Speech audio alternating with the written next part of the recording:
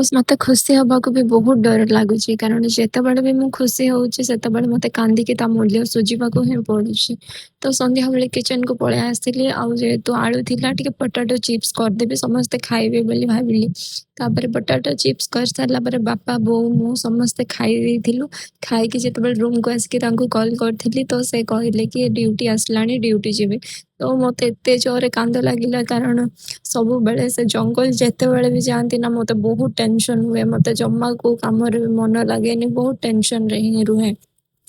ତ ଖାଇବାକୁ ତ ବିଲକୁଲ ବି ଇଚ୍ଛା ବି ହଉନଥିଲା କିନ୍ତୁ ଯେହେତୁ ମୋ ଦେହ ବି ଖରାପ ରହୁଛି ନା ତ ଖାଇବାକୁ ହିଁ ତ କିଛି ପଡିବ ବୋଲି ପୁଣି ଗଲି ଖାଇବା ଆଣିବା ପାଇଁ। ପୁଣି କିଚେନକୁ ଗଲା ବେଳକୁ ବି ବହୁତ ଦୁଃଖ ଲାଗୁଥାଏ କାରଣ ସବୁବେଳେ ମୁଁ ଭଗବାନଙ୍କ ଉପରେ ହିଁ ଛାଡ଼ି ଦେଇଛି କି ତାଙ୍କୁ ସବୁବେଳେ ଭଲରେ ରଖନ୍ତୁ ଆଉ ଭଲରେ ଡ୍ୟୁଟି ସାରିକି ନେଇ ଆସନ୍ତୁ।